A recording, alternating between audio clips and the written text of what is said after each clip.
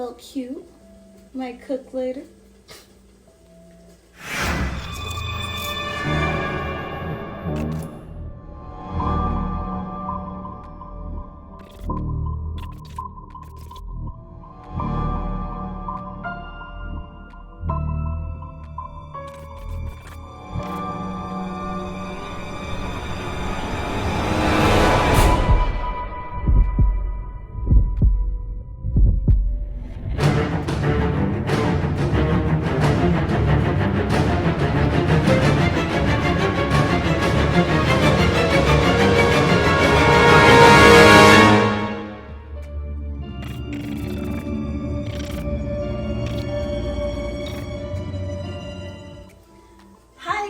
Welcome back to Crème de la Crème. I'm feeling really short today, so bear with me. I think that I woke up this morning feeling amazing, the best I've felt in the past week and a half. So I decided I'm gonna get up this morning and switch up Crème de la Crème and make it a little bit of a breakfast segment, because you know, when you think about it,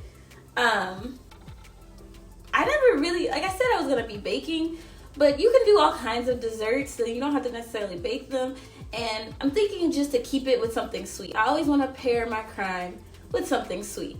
And I think pancakes are pretty sweet, so I think that's what we're going to do today. We're going to do pancakes, and since pancakes is a breakfast item, and I don't have any in the fridge, we're going to pair our pancakes with what goes with every breakfast, OJ. Say what? Can't have breakfast without OJ. Can't have a crime scene without him either. Now, please bear in mind, following this video, a few things. One, it's going to be quick. I'm going to try to keep this video specifically down to 15 minutes or less. So, Lies. So we're going to cut to the chase. Now, there is something very special about our pancakes today. If you've been to certain restaurants, you definitely had ricotta and lemon pancakes, things like that.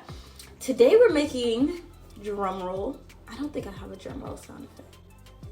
Pretend you hear a drum roll right here. Sour cream pancakes. Did she just say sour cream? Like, are we really gonna put sour cream in a pancake? If the glove fits, must you equip? I think so.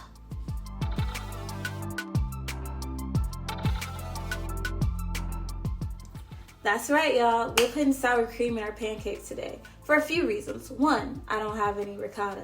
I have been on quarantine lockdown and I haven't been able to buy many ingredients because I can't go to the grocery store. Two, I think it'll be simple, fun, different, and a lot of times people are more prone to have sour cream in their fridge than they are ricotta. Unless you're just a foodie like that, not a whole lot of reasons you just have ricotta sitting in your fridge. So we'll get to those videos where we do fancy things with fancy ingredients. We make an event out of it, and we take special trips to the grocery store when I can go to the grocery store again. And we can make special meals. But today, I'm trying to find a way to, one, tighten up this apron because we're getting a little loose. And then two, find a way to make everyday items really, really good, like extraordinary, but still use simply ordinary ingredients. Also, quiet as kept, I've been wanting to make a YouTube video about OJ way before I had a YouTube. I can't explain that. I don't really have any justification for it. It's just been a thing that I've wanted to do for a very long time. So, and it's a cut and dry story. It's pretty, it's a closed case. Everyone has an opinion on it.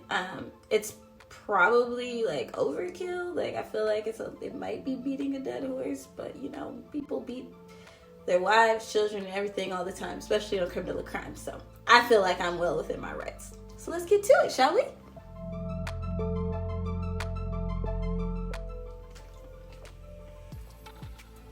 Wish I had some orange juice, not gonna lie to you. Water is gonna have to do for now though.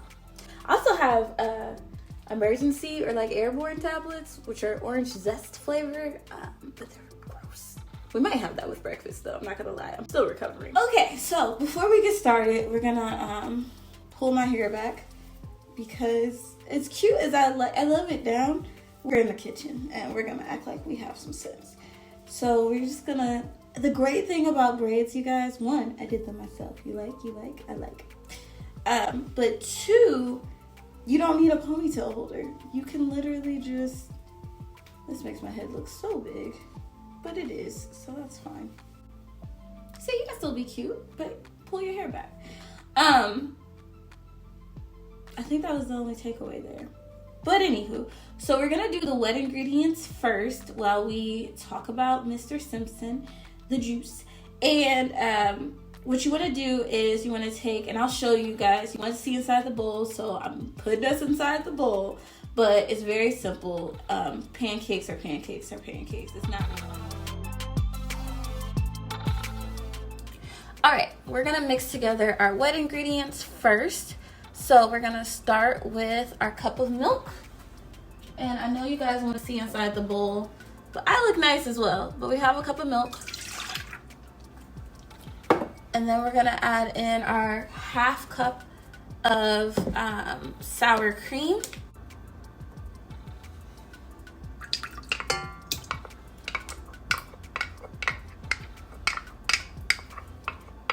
And then I'm gonna add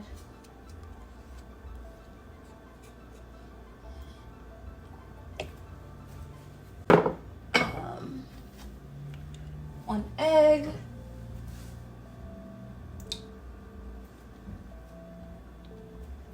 and the vanilla extract.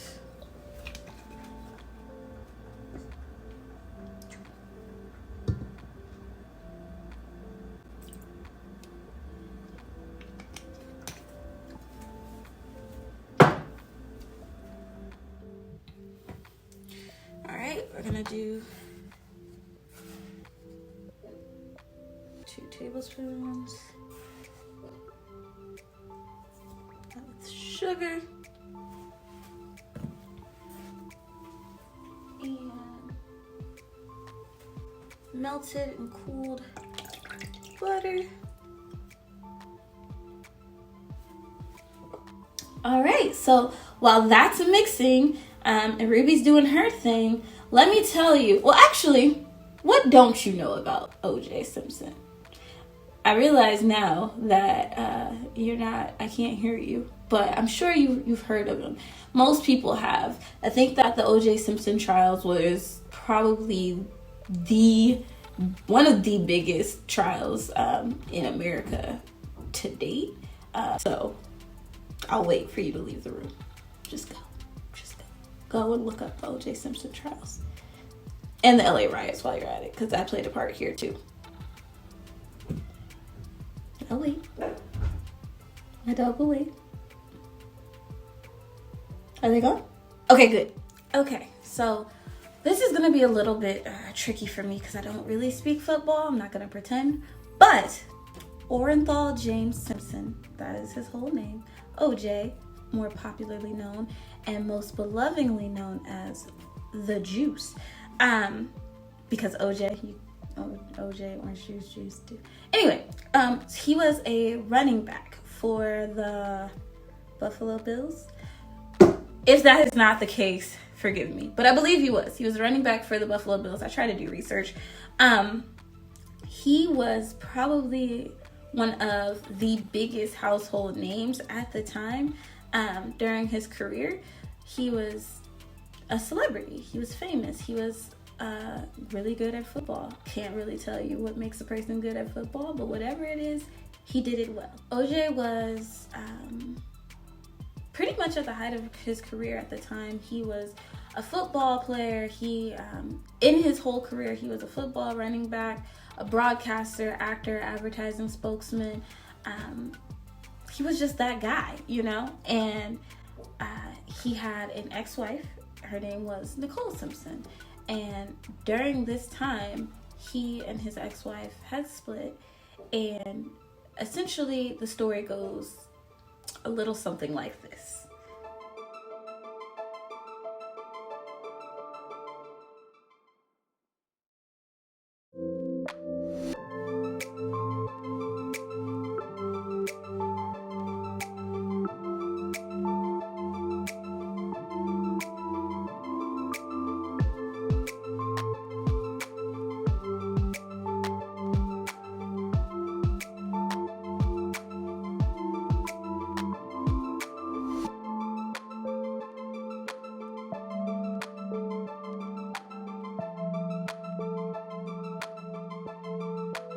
It goes like, we need to add the dry ingredients to our batter.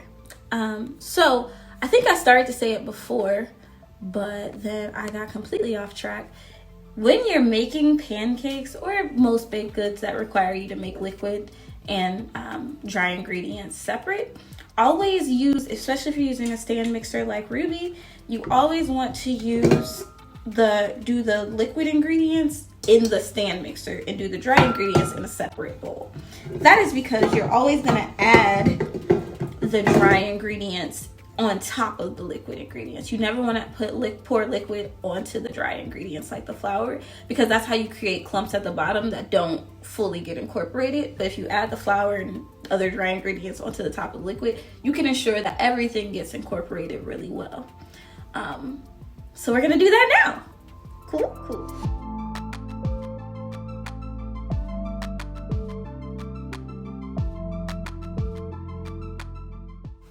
Okay, real quick. I am using baking powder here, and as you see, it calls for 2 teaspoons of baking powder. However, I only had a 1/4 teaspoon measuring spoon. Could not find the 1 teaspoon. Have no clue where it is. I live alone, and yet all of my things go missing, but that's the story for another day. So that is why you see me using about 8 of these scoops, because that is a 1/4 teaspoon measuring spoon. Carry on.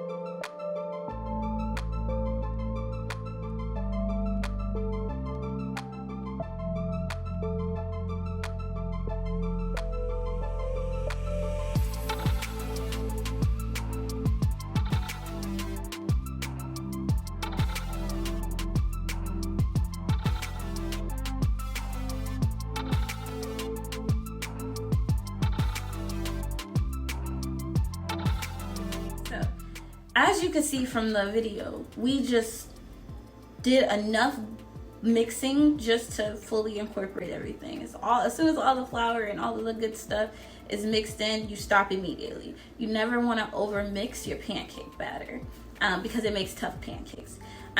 You do want your batter to be slightly lumpy. You want clumps. That's a good thing. So we're good to go.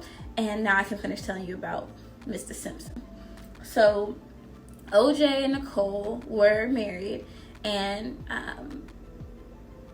they had what I guess people would call a rocky divorce.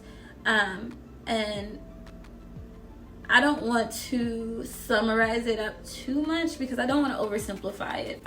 Because I feel like sometimes when you oversimplify marriages, especially the ones that end in murder, it didn't end in murder, it ended before the murder, but there was clearly issues going on between the two that would make OJ a prime suspect in this murder case. So I don't want to oversimplify it. Just know everything wasn't all good at home. Even when they weren't together, they were still together in a sense. And so because they were partners, and after you've been married to someone, some people can leave and never talk to their person again. Other people are married and was married to OJ Simpson, and it's just like, there's really no avoiding you. It is what it is. So yeah, on the day of the unfortunate death of Nicole Simpson and another person, I'll get his name for you in a second, actually. Give me a second, hold on. Okay, so story goes like this. There was Nicole in her home, and it was, I want to say it either happened late at night or early in the morning. But essentially, she had a friend named Ron Goldman. Their relationship is still, like, the jury's still out about whether it was romantic or not. My guess from what I've read is that it wasn't, and they were just friends. At this point, you know, they lived a different lifestyle than I think the everyday person. And I think that that makes it kind of complicated. People always want to assume that people are dating and stuff like that, but in all honesty, like, when you live in that world, I feel like you just get close to some people and not so close to others, and people think what they want, and these two people actually lost their lives, so we're not going to infer anything outside of the facts. He's listed as her friend. It is her. He works at a restaurant that Nicole goes to a lot. Apparently they're friends. And one day she left her sunglasses at the restaurant.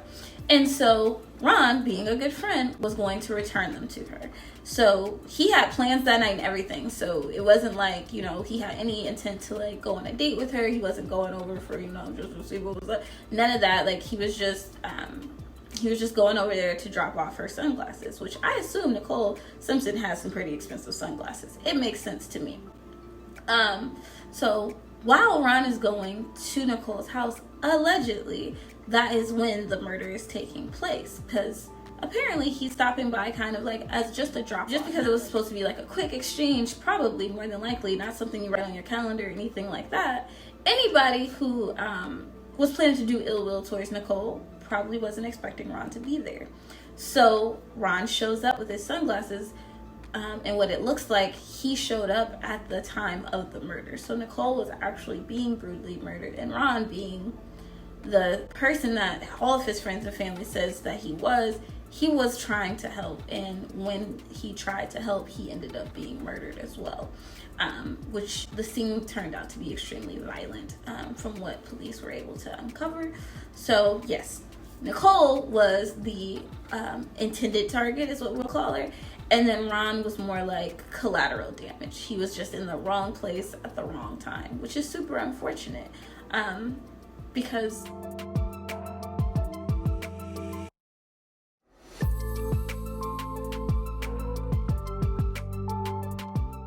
okay, sadly, OJ is right. So I decided I need to go back to doing what I was here to do, which was make these pancakes, because I started talking and that batter was just sitting there. So I'm gonna grab some oil, just regular canola oil. You do not have to use oil. You can use butter, or you could use Pam cooking spray, but I like oil because it gives me the crispy edges that I love. So we're using about 2 capfuls of oil or more, whatever floats your boat. And we're gonna let that skillet get nice and hot with that oil sitting on it. It was about here that I realized that I had the wrong eye on, and I was actually heating up that tea kettle you see there. So I moved that, turn on the right eye, and then we wait for this to heat up.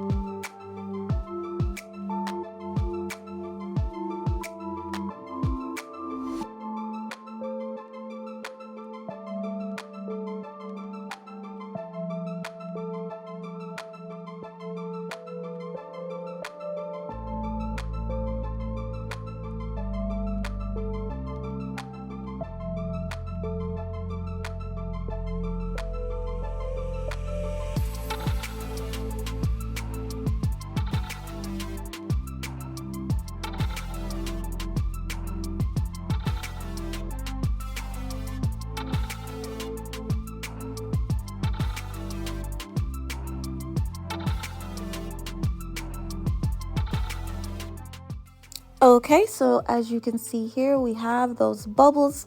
You want to make sure you can get as many of those visible bubbles popping as possible before you flip. And then you just flip to the other side and let that side cook through. And voila, you have your perfect pancake. Okay, so it's safe to say a lot of inferences could have been drawn with that whole situation with Ron and Nicole. It could have went a few different ways. So Ron could have came into the house during the act of Nicole being murdered, and then he was subsequently murdered. Or Ron could have came before the murders, and let's just say someone showed up in a fitted rage, like, who is this? And in the middle of just being super jealous, killed them both. We just really don't know. And we unfortunately never will, because whoever murdered OJ, Nicole and Ron has never come forward and gave their full story. And Ron and Nicole can never give us their full story. So We never really will know exactly how it went, but we can look at the evidence and look at the scene and infer what might have happened. At the very least, get the basics. And it's heartbreaking. The story itself is heartbreaking. There's been a lot of like skits and humor added to it, but 2 lives were lost. Two really valuable lives. And it doesn't matter that it was Nicole Simpson, and it doesn't matter who Ron Goldman is. They were 2 human beings, and it's really, really unfortunate that that happened to them. Now, throughout their trial, there was different allegations and rumors of tampering with evidence and people changing their stories and witnesses not being called to the stand that have viable information. And I believe all of that's true. It's not hard to believe. I think that when you have high profile cases like the one with O.J. Simpson, people are going to have opinions. People are going to have bias. And I think that particular case kind of divided the nation. I think there were a lot of people who, to this day, probably still claim OJ's innocence, himself included sometimes. And then there are other people who, feel like there was a grave injustice done and that he was 100% guilty. Oh, by the way, when you're making pancakes with a skillet and oil, it's gonna get hot, like really hot. So what you want to do is, in between, like every 2 pancakes or so, give yourself a minute to just let the pan cool down, because it's gonna get hot to the point where you're burning them upon impact. Like they'll cook really fast, the layer, and then it'll not be done in the middle. So give yourself time. Perfect time to make any sides that you want. Like if you want to throw some bacon in the oven or on the skillet, griddle, whatever you make bacon in, or if you want to get an omelet going, don't. Always do eggs dead last. But if you want to chop up ingredients, things like that, that's a perfect time to do it. And give your skillet a time to just cool down. It needs to chill out for a minute. Okay? Cool. And did I mention I've never made sour cream pancakes before? Probably important. I've never made sour cream pancakes before. I honestly just came across it. Someone was talking about lemon ricotta pancakes, from North Star specifically. And I was like, man, that sounds good. I can make those myself though. And then I was like, oh man, I don't have ricotta, and I'm not about to go put in a special delivery for groceries to be delivered for ricotta because it's expensive. Then I have to pay $10 for delivery, and it's just too much work. So then I was like, I have some sour cream. Basically the same thing, right? It is to me. So we're making the pancakes now. I'm gonna show you guys what the finished product looks like, but I wanted to include a video of me making them so that you could see it and not, assume that I just ordered them out and put a picture of them. Wouldn't that be evil? That would be super evil. It's a great idea though. I could have did that when I was filming. Okay, this is my most perfect pancake. I had to let my hair down because my pancake was outshining me. So we're gonna actually just take a little pure maple syrup to top this off, but I'm extra, so we're gonna use, this is a cup, we're gonna use maybe half a cup. I don't want to run out of maple syrup. Yeah, about half a cup. And we're gonna just take a little bit of what I have, which is chai spice. You don't need chai spice. All of this is optional, but I'm gonna add it to infuse, quote unquote, it's not really what's happening, some chai spice with my pure maple syrup. You can also use cinnamon or pumpkin pie spice or nutmeg, whatever you're into. And I'm just gonna heat this up so it's all nice and good and blended. Just gonna mix that. Oh yeah, OJ. So anyway, the trial was very long. It started, I believe the opening statement was June 24th, 1995. And the verdict came out October 3rd of 1995. So the trial went on for months, and it was a show. Okay? And in the end, basically what happened was Johnny Cochran, OJ's lawyer, came full Dr. Seuss poet with his closing argument and was like, if the glove does not fit, you must acquit. Just gonna pop this in the microwave because I don't have the time it takes to care. And when you hear it out loud, it's become a very famous line. It's like, okay, but what about all this other evidence that proves that he did it? Didn't matter. The jury ended up finding O.J. Simpson not guilty of the death of both Ron Goldman and his ex-wife, Nicole Simpson. Like, honestly, I don't know why people even still try to debate it, because it's obvious. He did it. He did that shit. Guilty as fuck. Ciao for now.